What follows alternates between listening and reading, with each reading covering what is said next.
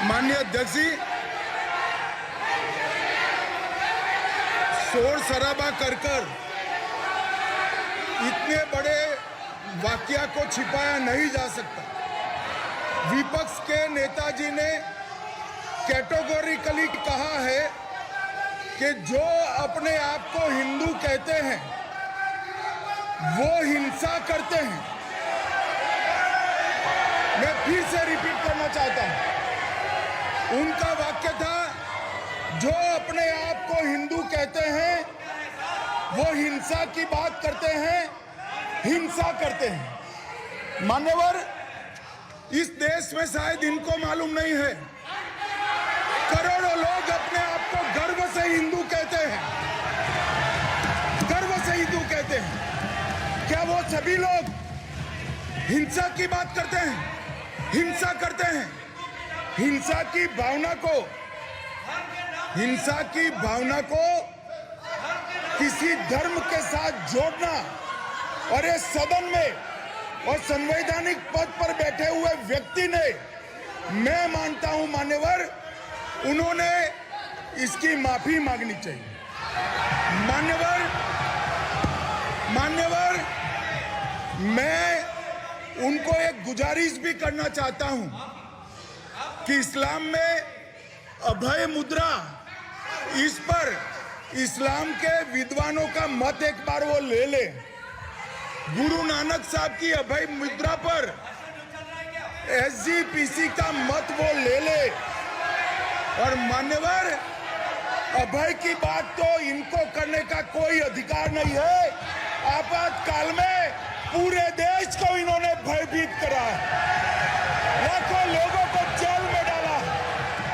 और आतंक, वैचारिक आतंक अगर कभी था, वैचारिक आतंक कभी था तो आपातकाल के वक्त था।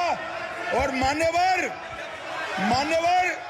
दिल्ली में दिन दहाड़े हजारों सिख भाइयों का कत्लेआम उनके शासन में हुआ।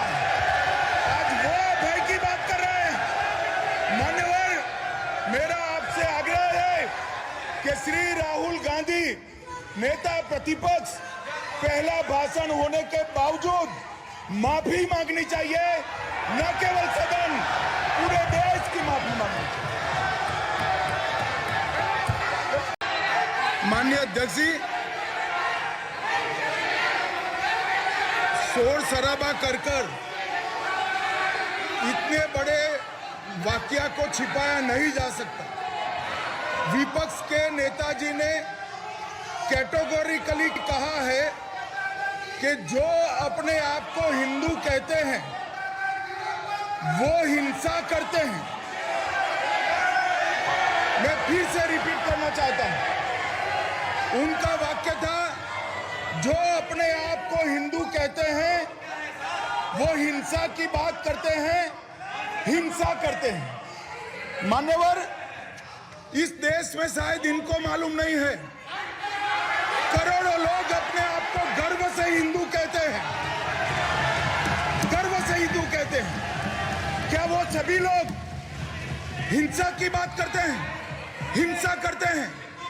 हिंसा की भावना को किसी धर्म के साथ जोड़ना और इस सदन में और संवैधानिक पद पर बैठे हुए व्यक्ति ने, मैं मानता हूं मान्यवर, उन्होंने इसकी माफी मांगनी चाहिए।